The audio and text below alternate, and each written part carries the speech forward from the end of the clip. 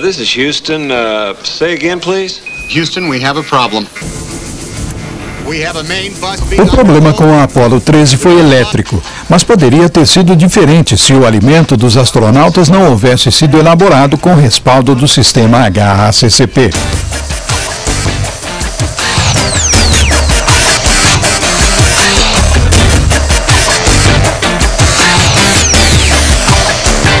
O sistema HACCP foi desenvolvido pela companhia Pillsbury e pela NASA quando esta se preparava para enviar o homem ao espaço.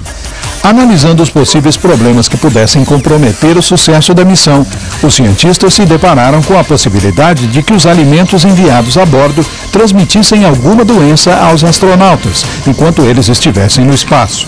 A missão estaria fracassada. Para evitar a ocorrência deste problema, a Pillsbury, empresa norte-americana que produziu os alimentos levados nos primeiros voos tripulados ao espaço, desenvolveu o sistema HACCP.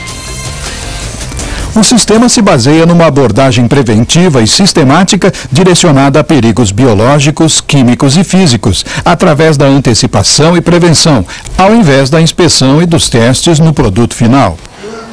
O sistema de análise de perigos e pontos críticos de controle, também conhecido pela sigla HACCP, do inglês Hazard Analysis and Critical Control Point, é uma ferramenta usada por manipuladores e industrializadores de alimentos para produzir alimentos seguros à saúde do consumidor.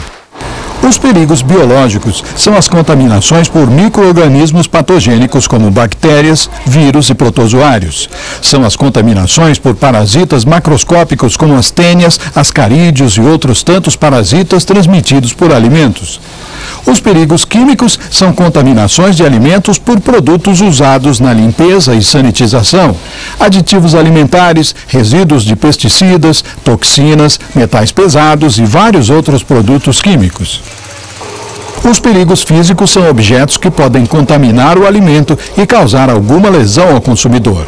É o caso de lascas de madeira, vidros, pedaços de plástico e metais.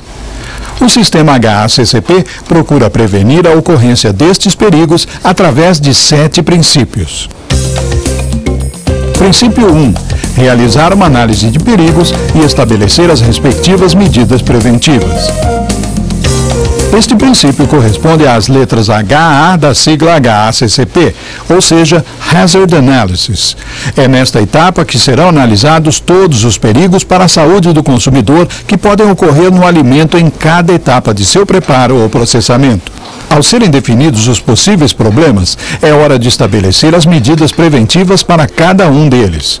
Por exemplo, para evitar a multiplicação de patógenos em certos alimentos, deve ser feito um controle da higiene e da temperatura. Princípio 2. Identificar os pontos críticos de controle, ou PCC.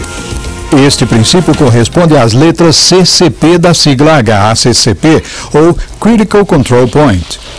O PCC é uma etapa na qual pode ser aplicado o controle para prevenir, eliminar ou reduzir o perigo a um nível aceitável.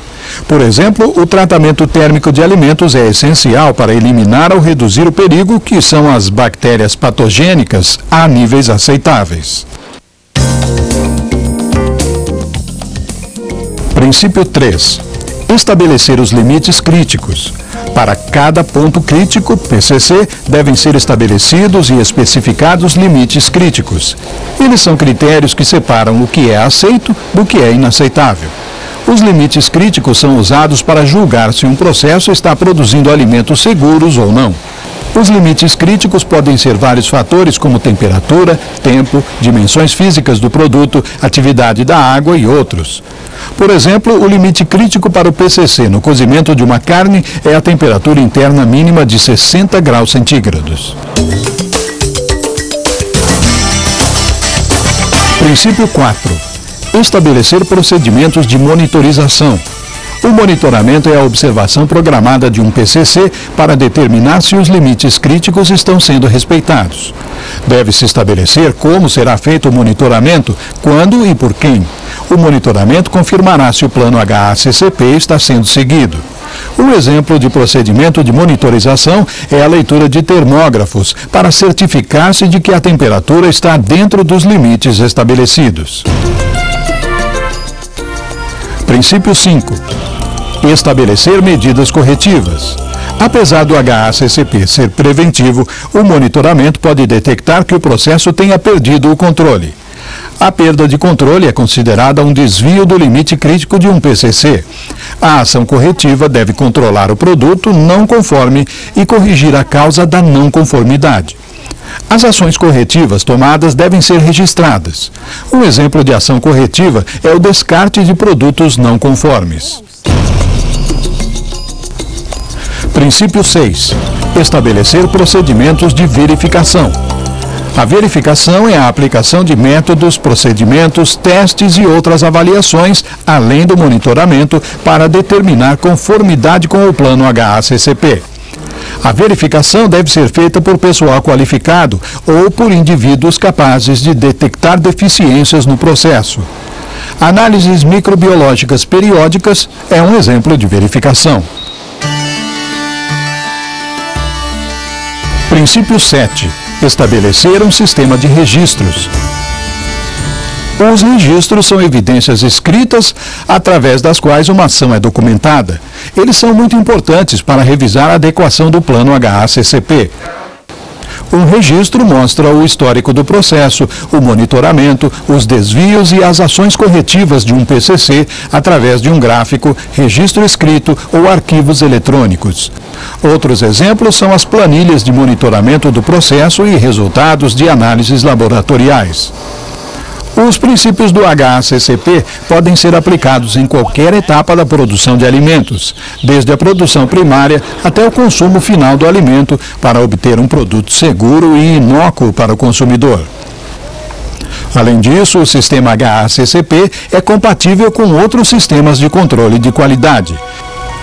Isto significa que a inocuidade, a qualidade e a produtividade podem ser manuseadas juntas com os benefícios de uma maior confiança por parte dos consumidores, mais lucros para as empresas e melhores relações entre os que trabalham pelo objetivo comum de garantir a inocuidade e a qualidade dos alimentos. Tudo isso pode ser expresso por um evidente benefício para a saúde e para a economia dos países.